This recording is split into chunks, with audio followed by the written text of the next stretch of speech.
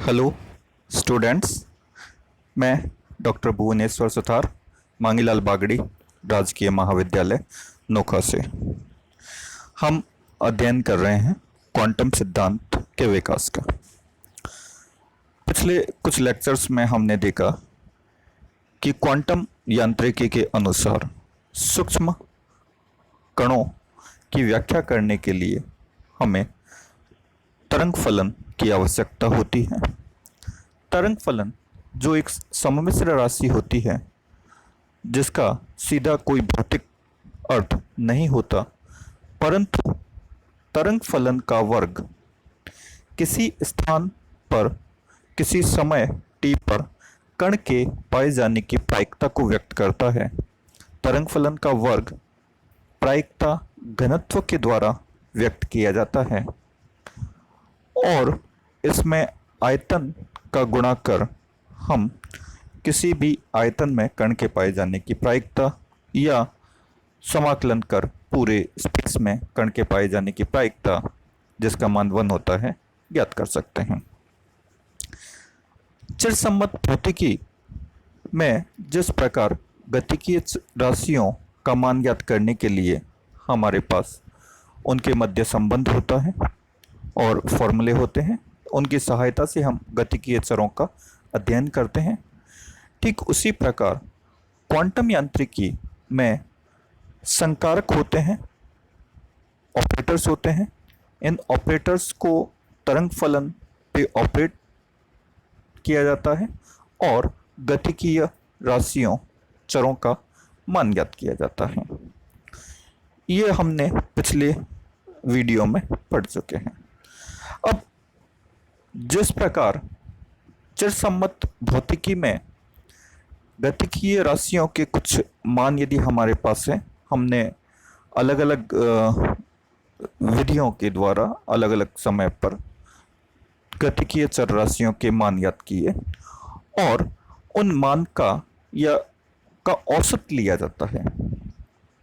औसत लेने के लिए हम गतिकीय चर राशियों का योग करते हैं और जितनी राशियां हमने प्राप्त किए, नंबर्स ऑफ राशियां हमारे पास हैं, उन नंबर्स का डिवाइड कर दिया जाता है।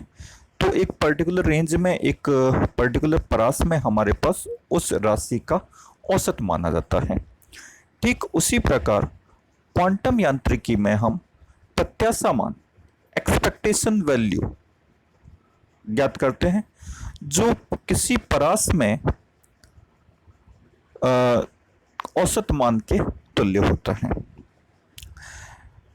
तो औसत मान ज्ञात करने के लिए हम नंबर ऑफ राशियों में जितने नंबर ऑफ राशियां हैं उन सभी राशियों का योग कर उस नंबर्स का डिवाइड किया जाता है। प्रत्याशा मान ज्ञात करने के लिए हम एक फॉर्मूला यूज करते हैं। तो माना किसी विभव क्षेत्र में एक कण गति कर रहा है, जिसे तरंग फलन साई RT के द्वारा प्रदर्शित किया जाता है, जो जैसे दे रखा है साई RT तरंग फलन है और कोई गतिकीय चर राशि a है जिसका ऑपरेटर हमने a कैप से प्रदर्शित किया हुआ है। तो इसका जो एक्सपेक्टेशन मान है वो a ब्रैकेट के अंदर या मॉड ऑफ a से व्यक्त किया जाता है और इसका प्रत्याशा मान का formula Sai star a cap Sai dv का समाकलन किया जाता है और डिवाइड किया जाता है साई स्टार साई dv। ये जो डिनोमिनेटर पार्ट है वो हमें पता है, ये क्या होता है, नॉर्मलाइजेशन कंडीशन में इसका मान 1 होता है, प्रसामान्यकरण कंडीशन में इसका मान 1 होता है। अगर प्रसामान्यकृत आपके पास तरंग फलन है तो इसका मान 1 यूज कर लेंगे, अदरवाइज ये पूरा फॉर्मूला यूज किया जाता है प्रत्याशा मान ज्ञात करने के लिए, जो चिरसम्मत भौतिकी में या चिरसम्मत फिजिक्स के अकॉर्डिंग एवरेज क्वांटिटी या औसत मान के तुल्य होता है। और अगर तरंग फलन हमारा नॉर्मलाइज्ड है तो डिनोमिनेटर पार्ट की वैल्यू 1 हो जाएगी और जो प्रत्याशा मान का फॉर्मूला है वो कुछ इस तरीके से प्रदर्शित होगा।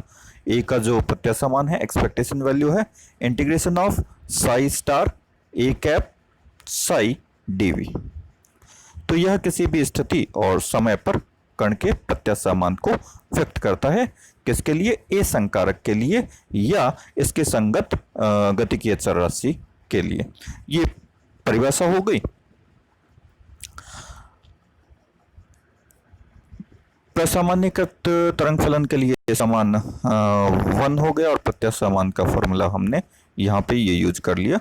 हाँ, अगर इसका मान पूरे स्पेस में ज्ञात करना है तो समाकलन की लिमिट हमने माइनस इनफाइनाइट से प्लस इनफाइनाइट यूज कर ली दोनों ही केस में। और अगर पर्टिकुलर किसी रीजन में ज्ञात करना है तो वो लिमिट हम यूज कर सकते हैं। यहाँ पे प्रत्याशा मान पूरे स्पेस के लिए यूज किया गया है। अब डिफरेंट केसेस हम स्टडी कर रहे हैं। सबसे पहले स्थिति का प्रत्याशा मान देखते हैं। स्थिति के लिए तरंग फलन साई जो एक्स और टी का मतलब एक्स का फंक्शन है, यानी वन डायमेंशनल मोशन के लिए ले रहे हैं, और प्रत्याशा मान एक्स का है तो एक्स का मॉड ले लिया, इंटीग्रेशन कर दिया माइनस इनफाइनाइट से plus infinite Sai star x Sai D x. तो ये वन डायमेंशनल मोशन के लिए है, एक विमीय गति के लिए है, एक विमीय दिशा के लिए हमने प्रत्याशा मान ज्ञात कर लिया। ठीक है,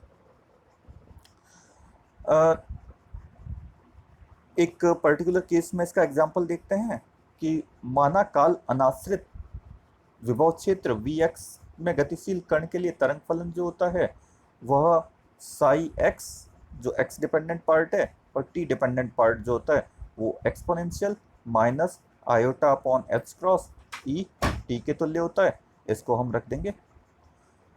तो हमारे पास एक्सपेक्टेशन वैल्यू जब हम यहाँ पे रख के सॉल्व करेंगे तो साई स्टार, ये यहाँ पे एक गलत टर्म है, ये साई है केवल, साई स्टार एक्स का केवल यहाँ पे मल्टीपल होता है, केवल गुणा किया जाता है।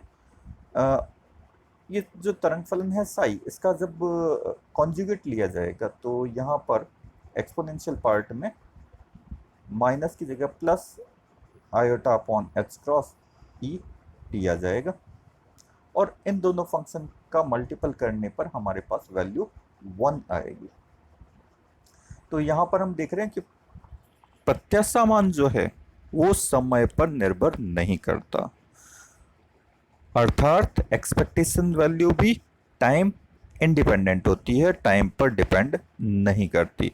3 डायमेंशनल का केस है तो हमारे पास तीनों घटक आ जाएंगे एक्स वाई और जेड के, और उस केस में हम x की वैल्यू लिख दिया, x का जो प्रत्याशा मान है हमने ज्ञात कर रखा है, y का और z का प्रत्याशा मान ज्ञात कर लिया।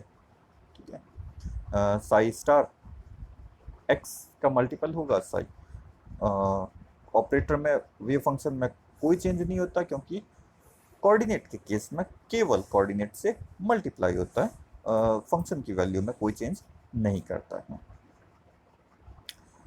स्थिति के बाद दूसरा ऑपरेटर है हमारे पास संवेग। तो संवेग का प्रत्याशा मान ज्ञात करना है तो तरंग फलन हमने ले लिया साई आर टी, संवेग है पी वेक्टर। इसके तीनों कंपोनेंट का अलग अलग केस में स्टडी करेंगे, पी एक्स पी वाई और पी जेड। पी एक्स के लिए हमने सॉल्व किया Sai star P cap Sai, P cap को साई पर ऑपरेट किया जाता है, और पी कैप का जो एक्स कंपोनेंट है उसका मान हमें पता है पी एक्स इक्वल टू क्या होता है minus iota h cross del upon del x, अर्थात तरंग फलन के एक्स कंपोनेंट का या एक्स कंपोनेंट के सापेक्ष अवकलन होता है, आंशिक अवकलन होता है। अतः इसका इफेक्ट केवल एक्स कंपोनेंट पे होगा, वाई और जेड कंपोनेंट पे और टाइम के कंपोनेंट पे कोई परिवर्तन नहीं आएगा।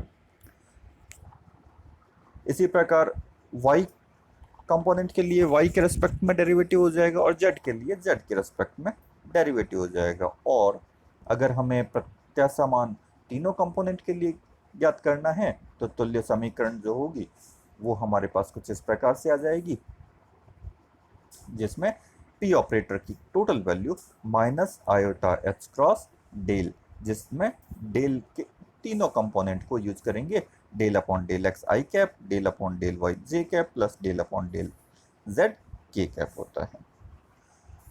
एनर्जी, ऊर्जा का प्रत्यासमान, तो किसी कण की कुल ऊर्जा ई है, उसके लिए संकारक हमारे पास iota h cross del upon del t होता है। अवस्था फलन जो है वो साई आर टी से यदि डिस्क्राइब किया जाए तो हमारे पास ऊर्जा का प्रत्यासमान का फॉर्मूला इस प्रकार प्राप्त होता है, जिसमें E equal to integration psi star iota h cross del upon del t psi d v divided by psi star psi d v. अगर तरंग फलन प्रसामान्यीकृत है, नॉर्मलाइज्ड है, तो इस केस में डिनोमिनेटर पार्ट 1 होगा और फॉर्मूला कन्वर्ट होके इस प्रकार प्राप्त होता है, जिसमें expectation value of E equal to integration समाकलन होगा psi star iota h cross del upon del t psi d v. यहाँ पे तरंग फलन में एक्स वाला पार्ट वाई और जेड यानी स्थिति डिपेंडेंट पार्ट पे कोई इफेक्ट नहीं होगा, केवल टाइम डिपेंडेंट पार्ट जो है उसके सापेक्ष अवकलन होगा और फिर दोनों फंक्शन का मल्टीप्लाई करके समाकलन किया जाता है। तो हमारे पास ऊर्जा का प्रत्यासमान आता है। अगर तरंग फलन की वैल्यू हमारे पास है तो यह अवकलन और समाकलन के कुछ स्टेप्स हमें सॉल्व करने हैं और उसके बाद हमारे पास कुल प्रत्यासमान आ जाता है ऊर्जा का। तो इस प्रकार हमने देखा कि क्वांटम यांत्रिकी में तरंग फलन और संकारक से संबंधित जो कंपोनेंट्स हैं उनके प्रत्यासमान किस प्रकार से ज्ञात किए जाते हैं और वह चिरसम्मत भौतिकी में औसत मान के तुल्य होता है। धन्यवाद। Thank you.